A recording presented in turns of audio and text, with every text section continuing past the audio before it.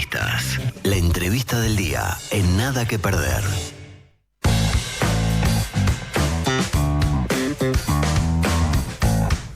Bueno, y como anunciábamos, ya estamos aquí en el estudio de M24 con el presidente del Frente Amplio, Fernando Pereira. Buenos días, Fernando, y gracias por acompañarnos. Un placer como siempre. Decíamos fuera del aire que un fin de semana movido. Sí, ha sido movido, yo te diría, los últimos 3 años, pero sí fue movido. Hubo una actividad importante en Tacuarembó. Allí se le puso al local de la departamental de Tacuarembó el nombre de Pablo Itamuzu, que fue un militante frente amplista del 71 para acá, que incluso no pudo ser candidato a intendente porque tenía menos de 30 años cuando el 71, es decir, esos militantes de toda la vida que dejan huellas en los lugares y que está bien que la gente los recuerde, que de alguna manera, en este caso, se lo homenajee junto a la familia, a compañeros. La verdad que con un frío ahora había muchísima gente, muchísimo entusiasmo. Y al otro día en Cerro Largo con la presentación de todos los candidatos y la candidata a diputados del departamento y un local enorme, lleno. Realmente la capacidad movilizativa en este momento del Frente Amplio es desbordante, digamos. La lluvia no frenó la campaña. No solo no la frenó, sino que uno ve un entusiasmo similar a campañas que fueron muy positivas para el Frente Amplio, y ese estado de ánimo que uno puede ver en nuestros compañeros y compañeras frente amplistas también se manifiesta en las ganas de hablar con el vecino, con el pariente, con el compañero, para intentar construir la victoria conversando, que es la manera en la que lo hacen los frente amplistas, ¿no? Fernando, queríamos consultarte, bueno, por el ingreso ahora formal, si se quiere, ¿no? Cómo se oficializó la semana pasada de Blanca Rodríguez, que va a ir como número 2 en la lista del Senado del MPP. Sabemos que tú te reuniste con ella antes de que se diera esta presentación en la huella de Sereñi. ¿Qué se habló en ese encuentro? ¿Cuáles eran los puntos importantes de esa conversación? De todo. De su condición de frente amplista independiente, de su condición de querer aportarle al Uruguay y al Frente Amplio un conjunto de conocimientos que ella fue adquiriendo a lo largo de la vida, y en cierta medida la responsabilidad que sentía de ingresar a la política cuando su actividad política partidaria no había sido importante en el Uruguay, pero sin embargo había tenido una militancia humanista ya en la obra del Padre Cacho. Tiene un compromiso enorme con el feminismo, con los derechos humanos, con las causas de los más humildes. ¿Estaba preocupada con esto de que que da el salto al Senado? O sea, no. Estaba ocupada en generar una actividad política propia que permita al Frente Amplio dar un crecimiento. Yo la vi con una solidez formidable y ningún frente amplista no puede estar feliz de que una cosa de estas pase. ¿Y era importante esto de que fuese como independiente, más allá del lugar que ocupe en la lista del MPP? Bueno, yo creo que sí, porque es una figura que trasciende a un sector del Frente Amplio. Naturalmente se vota por listas y tiene que ingresar a alguna lista, y naturalmente el papel que jugaron Pepe y Lucía en la incorporación de Blanca llevó a que estuvieron las 609, pero claramente Blanca es una compañera que no tiene techo y que hay que poder entender que en la política hay muchas formas de llegar. Yo tampoco había hecho política partidaria hasta que llegué a la política del Frente Amplio. Lo que pasa es que se asimila un poco más la política sindical, la política social, con la política, pero verdaderamente son dos cosas bien diferentes. Y es lógico que también que alguien que llegue del periodismo, que alguien que llegue de la ciencia, que alguien que llegue del deporte pueda incorporarse a la vida política como cualquier otro, como el que hace toda su vida la militancia partidaria. Este aporte de Blanca al Frente Amplio es un aporte sustancial, sustancial. Nosotros creo que todavía no le hemos dado la magnitud suficiente, probablemente por el momento, probablemente por la cantidad de cosas que hay que resolver, pero fue un ingreso a la política fuerte, potente, claro. El discurso de Blanca en la huella de Sereñi fue realmente profundo, atacando los problemas que realmente tiene el Uruguay. Me refiero a los que quedan fuera del tren, que hay que ir a buscarlos, los que quedan atrás, los que quedan rezagados. Me refiero a conservar y a cuidar la agenda de derechos. Me refiero a defender y a encontrar respuestas a los problemas que realmente tiene la gente, que realmente sufre la gente, y que a veces son microproblemas en los asuntos estructurales del país, pero es la vida de una persona. Si la persona va, como le ha pasado a los uruguayos y uruguayas en este último periodo, a buscar medicamentos en los hospitales y no los encuentra, ese es un problema grave.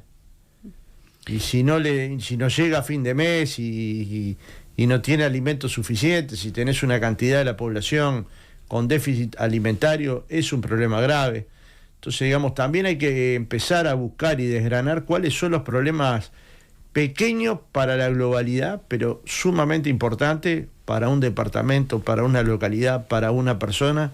Me parece que el Frente Amplio tiene hoy condiciones, conocimientos para llegar al gobierno y abordar esto que podríamos decir asuntos de micropolítica, pero que resuelven los problemas de la gente.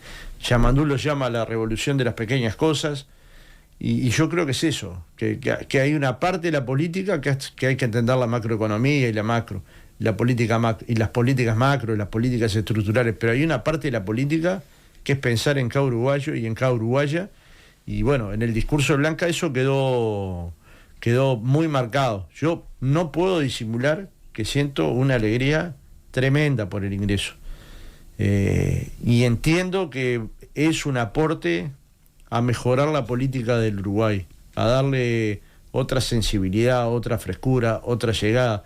Y entiendo que es la llegada de una mujer muy potente a la política.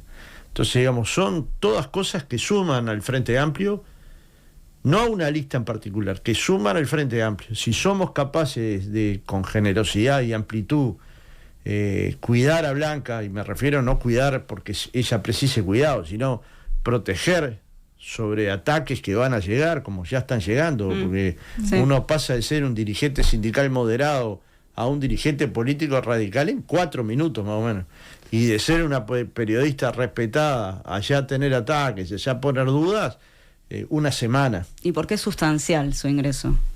Y es sustancial porque le incorpora a la política determinadas cuestiones que en el medio de la vorágine de las disputas se habían perdido, que es un diálogo en la altura, que es un diálogo sin agravios, sin adjetivos, buscando la verdad en el otro, buscando lo que el humanismo busca finalmente, que es cuidar la justicia social, preocuparse por el otro, tratar de ser coherente con lo que dice el Salmo 25, en el sentido de proteger a los más débiles, los que venimos de esa filosofía de vida. Es otra cristiana como tú. Sí, los que venimos de esa filosofía entendemos eso.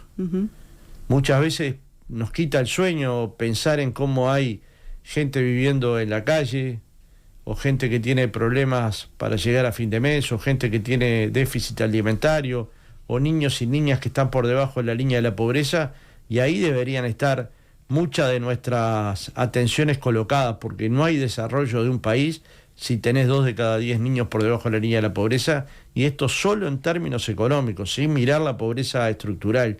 Entonces, digamos, tener miradas que ayuden a pensar estos temas, que ayuden a sensibilizar sobre estos temas, porque muchas veces lo que se necesita es que la sociedad se preocupe. Y en términos electorales, voces que son Fernando, muy escuchadas, ¿no? Sí, por ejemplo, la voz de Sofi Pepe también, o la voz de Lucía o la voz de muchos dirigentes del Frente Amplio son muy escuchadas, pero la voz de Blanca es una voz muy escuchada. Ahora, todo esto lo suma en términos cualitativos. Ahora, si lo pasamos a términos cuantitativos, ¿qué votos le puede llegar a sumar?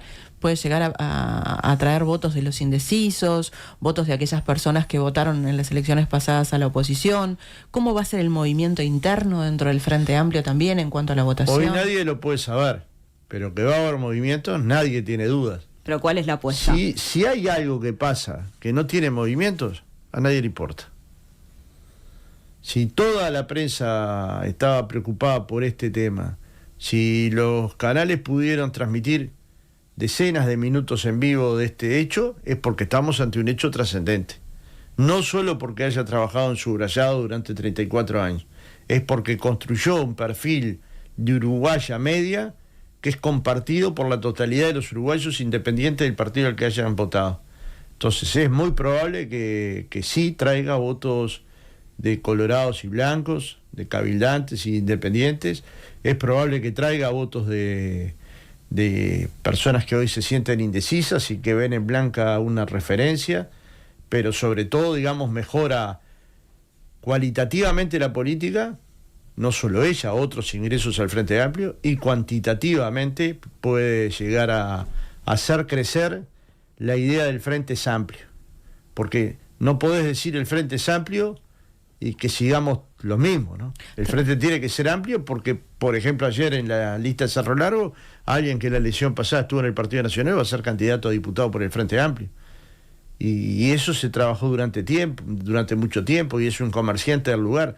El Frente es amplio porque hay muchos blancos colorados independientes que se han sumado en esta etapa al Frente Amplio, y los tenemos que cuidar igual que a cualquier Frente Amplista. El día que entran es igual que cualquier Ahora, Frente ¿piensa Amplista. que pueden llegar a traer votantes que tenían la intención de votar hoy por hoy a la coalición, Yo o de los que pienso que sí. votaron en el 2019? No, yo pienso que sí, que los que hoy por hoy pudieran votar, bueno, dicen que hay... Es una primera encuesta, como toda encuesta hay que mirarla con cuidado, sin aspavientos, pero hay 9% de quienes votaron los partidos tradicionales o quienes votarían los partidos tradicionales, incluso en esta elección, con disposición a pensar a votar el Frente Amplio por la incorporación de Blanca. Este es un enorme porcentaje, enorme. Entonces, digamos, si es posible que esto suceda, habrá que verlo en la elección, habrá que analizar con cuidado las próximas encuestas, no estas que se están publicando, sino las próximas, cuando ya el dato esté consolidado, cuando la gente conozca la incorporación de Blanca, y hay que ver a Blanca en campaña. Y yo creo que va a ser realmente contundente. Yo siento que pasó algo en el Frente Amplio que nos hizo felices. Y la felicidad, que es una cuestión, puede ser una cuestión personal, muchas veces o pocas veces en la historia es una felicidad colectiva. Por ejemplo, el triunfo del 2004 fue una felicidad colectiva. El triunfo de 2009 fue una felicidad colectiva. Yo era una noche de lluvia y la gente no se movía ahí del NH. Entonces lo que te digo es que este suceso se vio por el Frente Amplismo, independientemente de qué partido, qué sector votemos, como un gran paso, como una gran contribución a que el Frente Amplio construya la victoria popular. Y yo creo que además le agrega humanismo, le agrega sensibilidad, le agrega llegada a la gente, le agrega profundidad. ¿Despega el MPP de los demás sectores? Yo eso no lo sé, porque hay que esperar la elección, pero fue con quien le habló. Entonces, digamos, no nos puede venir ahora la cuenta chica. Yo entiendo que esa preocupa, y debe preocupar, y tiene que preocupar, pero nos tiene que venir la cuenta grande de cuán sólido puede ser el Frente Amplio. Yo creo que Blanca ayudó, además, ¿Preocupa mucho en la diciendo interna, más de una vez, Fernando? yo no lo veo. De verdad que no lo veo, si no... Anda, no, porque acabas de decir, sé que eso preocupa. Puede preocupar, Okay. puede preocupar, Okay, bien. porque obvio que el MPP es la fuerza más votada del Frente Amplio en la última elección, y que esta incorporación es una incorporación muy potente, pero ella misma se encargó de decir en su conferencia que entraba al Frente Amplio como figura independiente, y que esa fue uno de los acuerdos que tuvo con Mujica y Lucía. Y bueno, yo confío que eso contribuye a tener una figura independiente en el Frente Amplio que haga crecer a todos, ¿no? Y a todas, y a todos los sectores, y que nos haga crecer como fuerza política. Insisto, Frente Amplio tiene hombres y mujeres muy valiosas, pero nadie puede disimular que este hecho es un aporte a la izquierda fundamental. Nadie lo puede disimular. Que es un aporte a nuestra concepción de unidad, de amplitud, de unirnos. Es un aporte a la lógica de la transformación de las pequeñas cosas, de la revolución de las pequeñas cosas. Es una apuesta a unir a los uruguayos y uruguayas. Blanca fue una persona que a lo largo de su vida ha unido a uruguayos y uruguayas, ya sea en la obra El Padre Cacho, o en los informativos, o en la radio.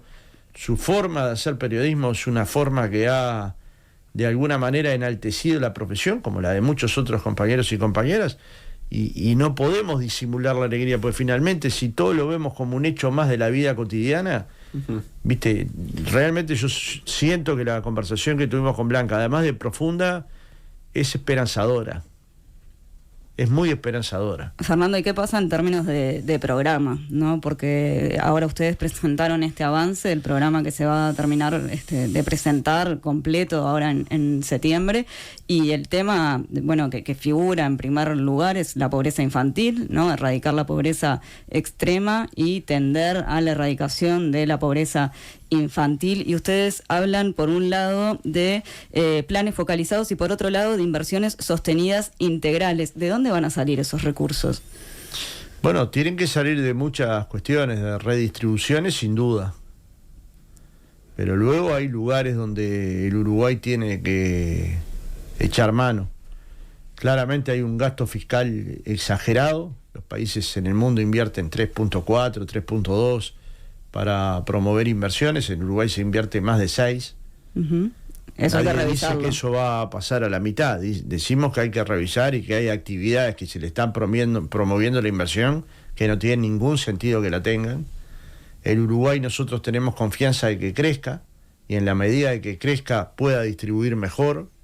Hay optimismo de por qué crecer y por dónde crecer, digamos, y también tampoco hay se espera un gran crecimiento en lo inmediato, ¿no? En lo inmediato no, pero no pensemos en lo inmediato, porque no, bueno, pero quiero decir que si se proyecta un primer año de gobierno más, no se espera que se puedan resolver con 300 millones de dólares o con 250 millones de dólares, y es algo que efectivamente se puede acceder por estas vías que mencioné. Luego hay que pensar una política institucional, en cierta medida está planteada en el proyecto de ley que planteó Cristina Luchtenberg y que todavía insólitamente no se ha votado en el Senado. Es insólito porque tiene acuerdo de los partidos, lo votaron 76 de los 86 diputados, y salvo que haya sido por la galería, lo están dejando morir al proyecto sin tratarlo, cuando dicen después que la prioridad es la infancia, ¿no? Los votos del Frente Amplio están para el día que se convoque, y si se pudo votar tan rápidamente la ley de medios, calculo que una ley que va a favorecer a niños y niñas en el Uruguay también se podrá votar. Pero calculando Entonces, que este proyecto ya, ahora no prospere, si y no, lo los vamos a avances. votar, porque también a veces pensamos que la forma no hace el contenido, pero la forma hace el contenido en la mayor parte de las veces. No siempre, pero muchas veces sí hace al contenido.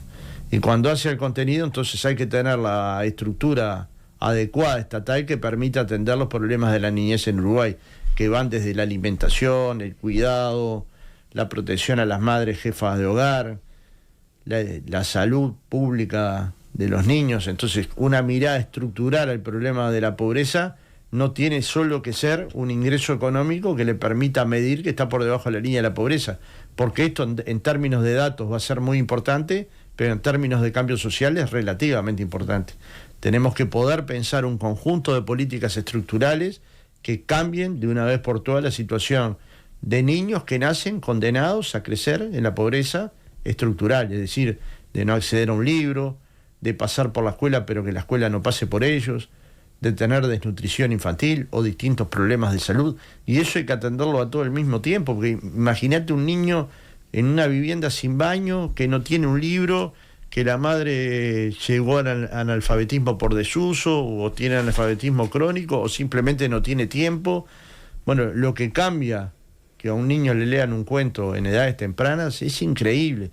Entonces, digamos, preocuparnos de la niñez o de las niñeces en Uruguay implica un compromiso económico, pero también implica un compromiso militante de los que hoy nos consideramos humanistas, progresistas, de izquierda. Nos gustaría consultarte por otro tema, Fernando. La semana pasada un grupo de 111 economistas emitió una declaración donde se pronuncian en contra del plebiscito por la seguridad social, dando sus razones para no respaldarlo, básicamente. Y esto generó algunas molestias en algunos dirigentes que sí respaldan al plebiscito.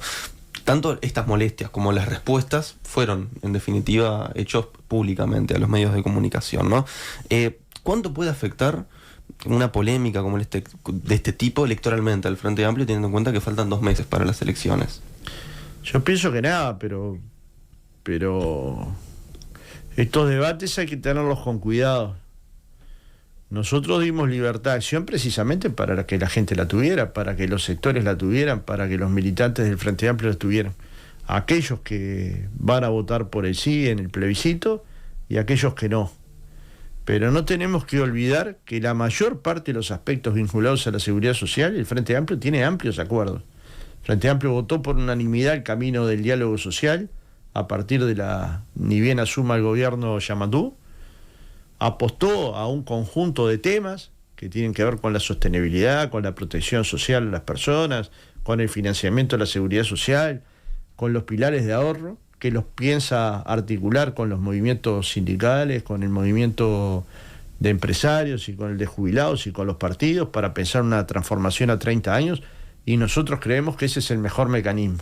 Luego las organizaciones sociales creyeron que era el plebiscito, pero no es una iniciativa del Frente Amplio, es una iniciativa de las organizaciones sociales, y el Frente Amplio tiene que administrar la independencia que tiene con respecto a las organizaciones sociales y al revés. Y cuando decís hay que dar con cuidado el debate, ¿a qué te referís? Que, en este que caso uno puede sostener la posición que quiera siempre y cuando no hiera ni la unidad ni la fraternidad entre compañeros y compañeras. ¿Y acá se hirió? Bueno, nosotros estamos trabajando para que esto no suceda, pero cualquier diferencia en el Frente Amplio se extralimita. Por ejemplo, en la coalición Manini dice que hay una emergencia en seguridad y es un dato nomás.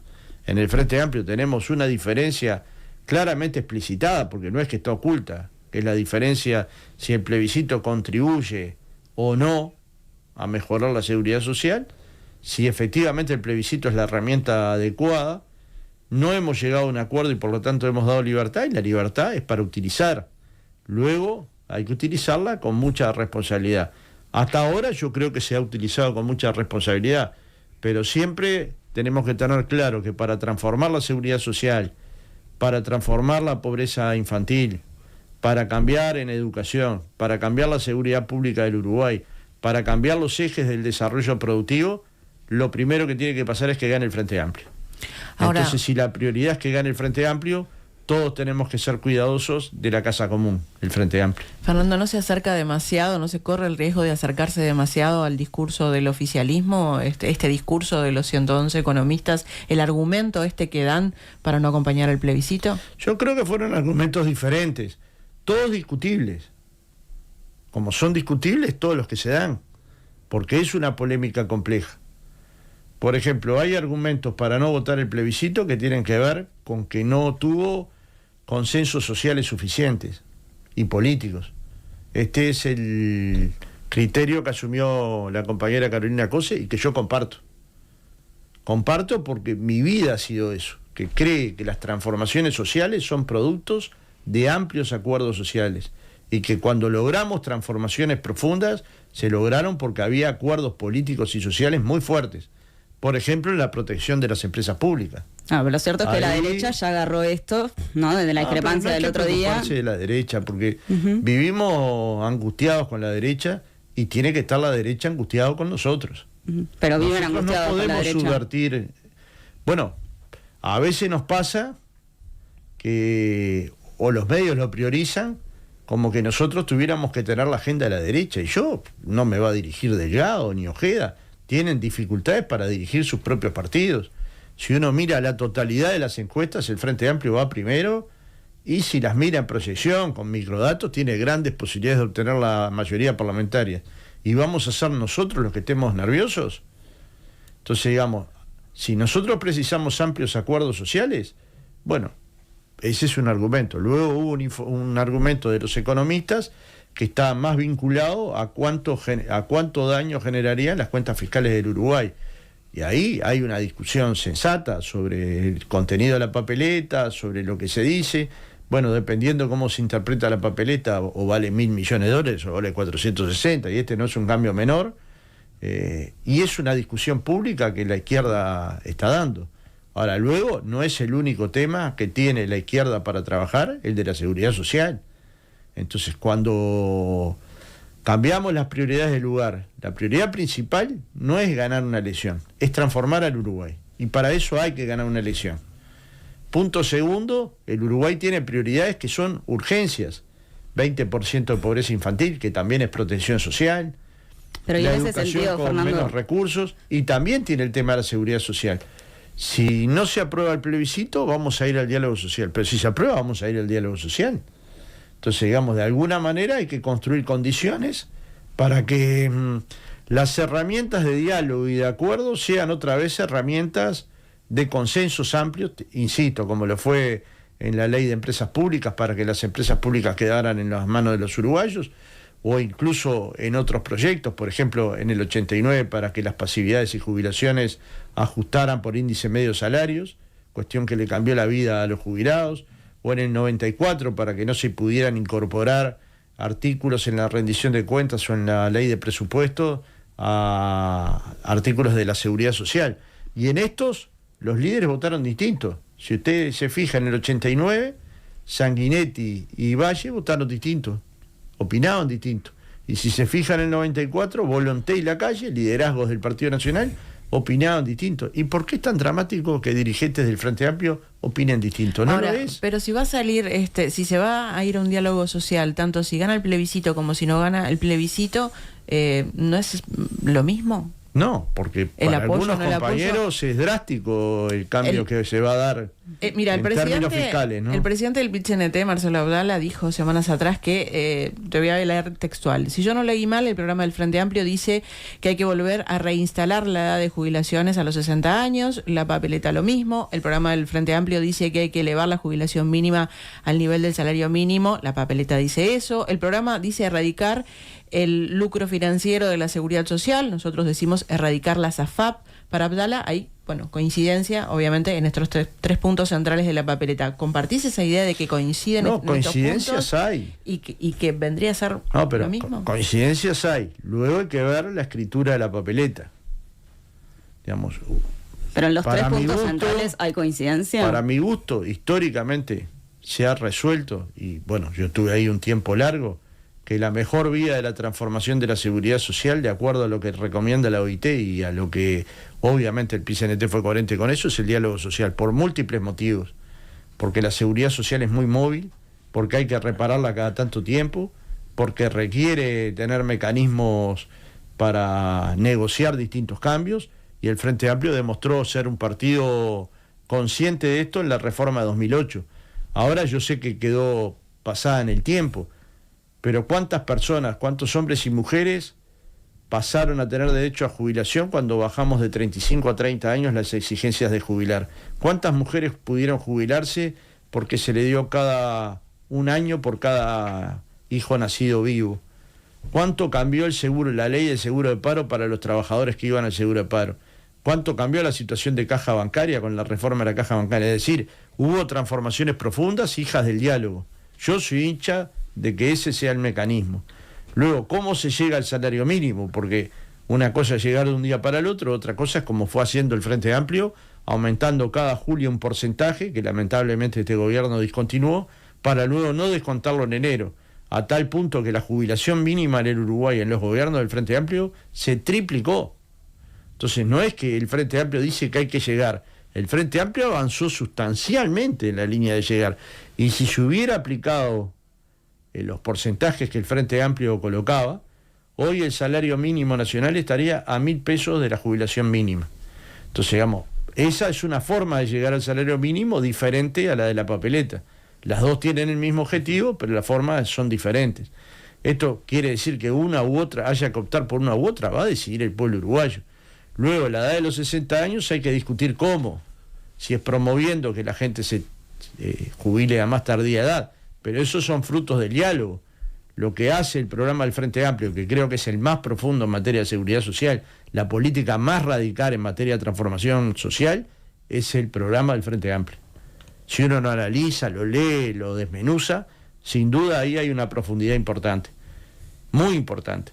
Entonces nosotros propusimos ese diálogo en el acto del 26 de marzo, mucho antes de que se lanzara el plebiscito, y seguimos siendo consistentes con que ese es un mecanismo idóneo.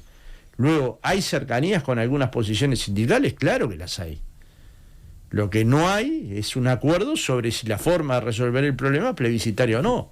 Yo, de hecho, he dicho que pienso igual que Carolina, que para cambios de este tipo se requieren consensos mucho más amplios que los que se conquistaron. Y eso no me hace ni peor ni mejor. Entonces, hay una cantidad de frente amplistas que hemos decidido no votar, y no porque no compartamos en esencia lo filosófico de la propuesta o o los objetivos de la propuesta, sino que creemos que hay que llegar a esos lugares desde otro sitio, desde otra forma de dialogar. Y bueno, el Frente Amplio tiene que administrar los disensos. El Frente Amplio es la unidad en la diversidad. Si es la unidad en la diversidad, no es la unanimidad de todo el programa del Frente Amplio, este es el punto en el que tenemos una diferencia. Y la tenemos explícita, sin ningún problema. Y tienen derecho a expresarse los economistas y tienen derecho a expresarse, siempre y cuando nos respetemos, todos los uruguayos que son Frente Amplista y los que no son. Todos están opinando sobre el tema. Y solo hay una respuesta, el soberano definiendo en octubre, ¿no? Fernando, nos gustaría también consultarte sobre algunos puntos de la gestión del gobierno, puntualmente con lo que tiene que ver con la seguridad. En este sentido, allí estamos viendo distintas propuestas, ¿no?, dentro de los partidos de la coalición. Tenemos a Manini Ríos, por ejemplo, pidiendo que se declare la emergencia nacional. En el Partido Colorado tenemos diferencias entre las propuestas de su programa y las propuestas que ha hecho el candidato a senador Pedro Bordaberry. El Partido Nacional claramente defiende lo que ha sido su gestión. Teniendo en cuenta la diversidad de discursos que hay en la interna de la coalición, ¿te parece que existe la posibilidad de que haya cambios en la estrategia de seguridad en lo que queda de periodo? Y parecería que no, porque está Manini pidiendo que se declare una emergencia en seguridad, el ministro defiende que bajaron los números, todos dentro del mismo gobierno. Pedro Bordaberry presenta políticas de seguridad pública en algunos casos diferentes a la de su programa de su propio partido. Entonces, digamos, lo que tienen es un gran aquelarre, que es parte de una cuestión difícil. Ayer miraba un programa de televisión que decían que iban a nombrar las propuestas de la coalición. No es verdad, no hay propuesta de la coalición. Podrán ponerle el titular, pero no hay propuesta de la coalición. Hay propuestas del Partido Colorado, hay propuestas del Partido Nacional, hay propuestas de Cabildo Abierto. Pero ¿cuáles de estas son de la coalición? Ninguna. Yo he escuchado a Manini decir que la calle gobernó la coalición de forma poco republicana. Ni yo me animo a decir eso. O sea, ellos tienen problemas graves. Lo han tenido, bueno, en primer lugar porque no han podido bajar la tasa de homicidios. Es más, va a terminar este periodo de 5 años, probablemente siendo el periodo de 5 años con mayor cantidad de asesinatos. Y cada vez más crueles, con cuerpos descuartizados, cuerpos calcinados, cuerpos que intentaron desaparecer. Va a terminar este periodo de gobierno en la que no pudieron llegar los quienes mandaban, no hay ministro, no hay el ministro original, me refiero a Heber, ni el subsecretario, ni el director general de Secretaría, ni el director de Convivencia Ciudadana, ni los asesores, ni la cúpula policial, ni la mitad de los jefes de policía del interior. Este es un hecho de la realidad.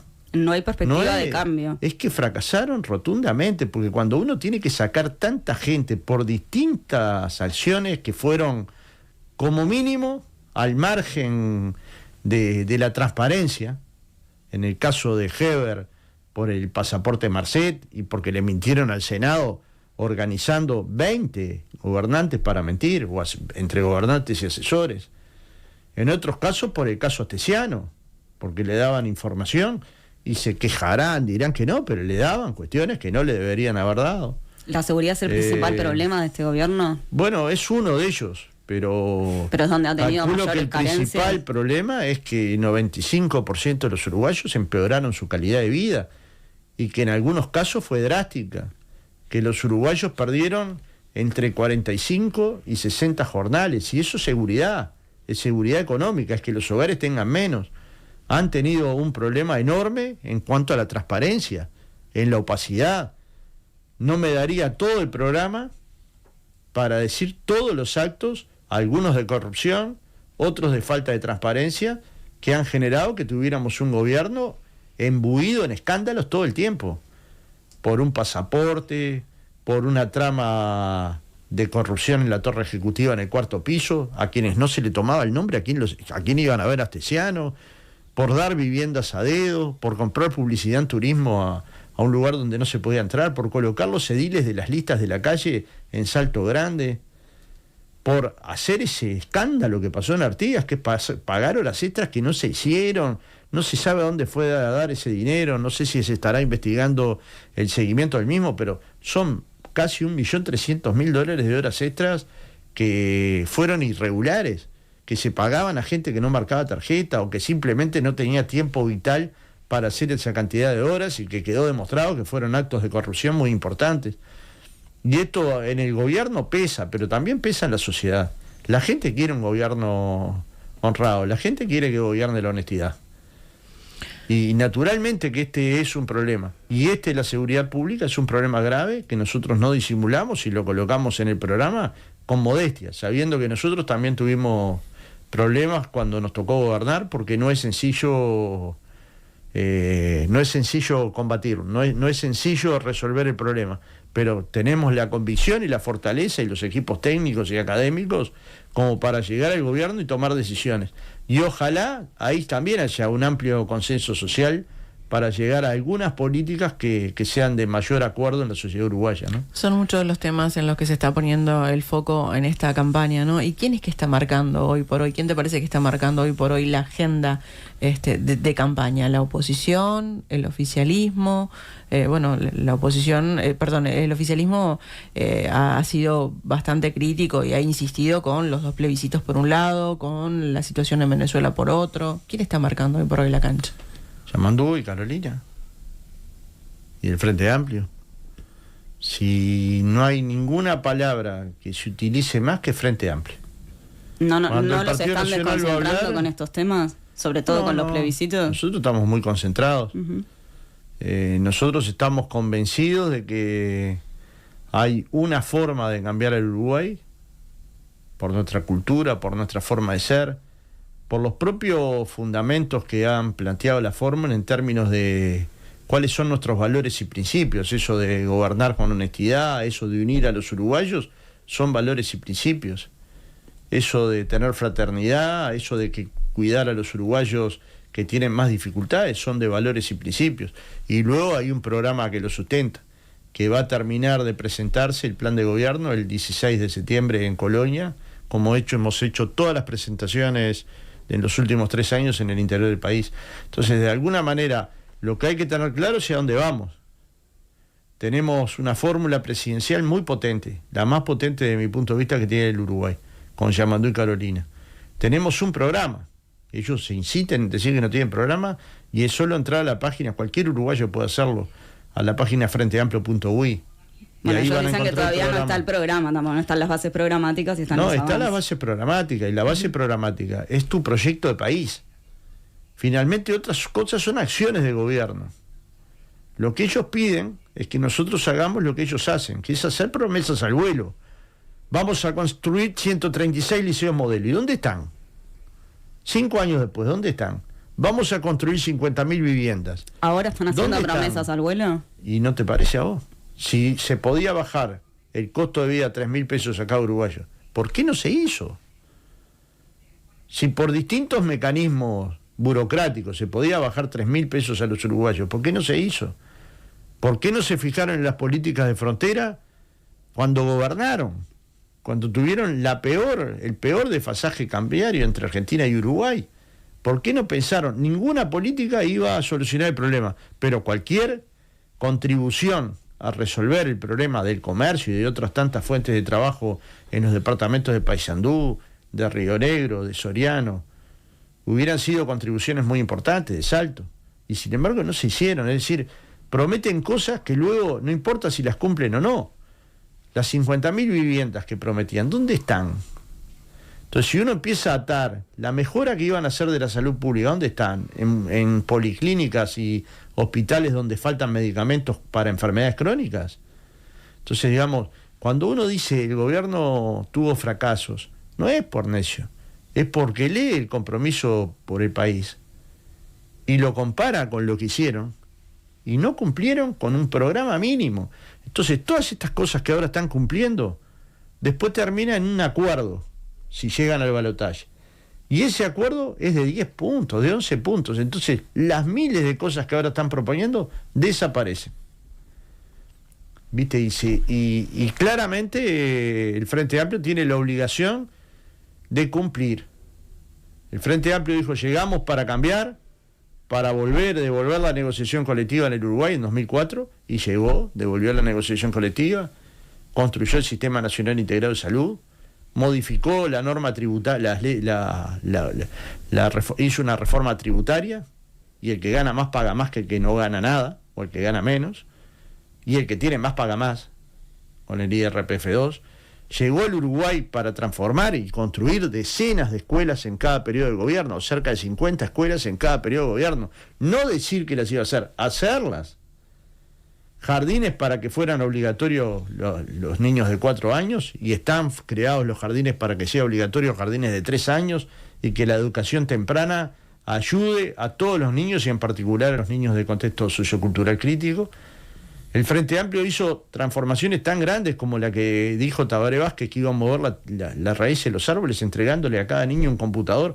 ¿Y cuánto cambió la vida de los uruguayos?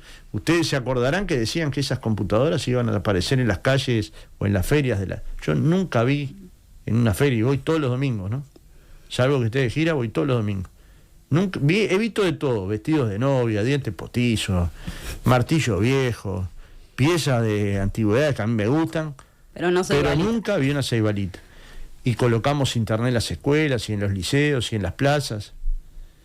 Y hicimos las inversiones para que hubiera fibra óptica, tanto las inversiones del cable submarino como el de colocar fibra óptica en el hogar, tanto en el hogar de los que se llaman cremas, es decir, los que tienen poder adquisitivo para pagar, como en los barrios con menos capacidad económica. Multiplicamos por 3 el salario de las trabajadoras domésticas, por más de 2 veces y medio el de los soldados y el de la policía, por 2 el salario de las maestras. O sea que a los que estaban peor le colocamos un banquito más alto que a los que estaban en mejores condiciones, porque el aumento salarial de los 15 años fueron 63%. Fernando, tenemos que ir cerrando, pero cerramos con este repaso entonces. Pero bueno, esto es transformar. ¿Qué pasó en estos 5 años? Poca cosa. Transformaciones, podríamos decir, en las carreteras nacionales, sí, muy valiosas. Bueno, tener cierta estabilidad democrática, eso es muy valioso, pero luego 95% de las personas perdieron. Y se ofenden porque Yamandú y Carolina dicen que hay funcionarios públicos que no pueden ir a los actos del Frente Amplio porque los amenazan con echarlos. Y eso no pasa en Uruguay. No, nos dice Ripoll y Delgado y Lema que si es tan grave que vayan a denunciar. Ya denunció Peña, el ex senador Peña planteó con claridad que él tenía que llamar personalmente, cuando era secretario general del Partido Colorado, a los intendentes blancos, porque le echaban a los trabajadores colorados por entrar a los baluartes del Partido Colorado. Dicho en el momento que se estaba tratando la ley de ingreso a los municipios, a las intendencias, por concurso, por sorteo. Pero a mí, dirigente sindical, me consta eso, de haberle sacado la categoría a un trabajador municipal, no por irse del Partido Nacional, por cambiar de partido. Y cualquiera de ustedes puede hacer una investigación en territorio para saber el miedo que tienen esos trabajadores de ir a un acto del Frente Amplio, si no son efectivos de la intendencia, o si tienen cargos inestables. Entonces, digamos, no se asusten de una realidad que tendría que asustarnos, porque ese es el clientelismo más ruin, el que amenaza a otro con quitarle su empleo o con darle menos estabilidad, sencillamente porque quiere dejar ser parte de un partido. Entonces no se tienen que asustar del Frente Amplio, de lo que diga Orsi, se tienen que asustar de lo que hacen algunos de sus correligionarios. Todos no, pero hay muchos que sí lo hacen. Fernando Pereira, presidente del Frente Amplio, muchas gracias por esta mañana en Nada que Perder. Un gustazo, como siempre.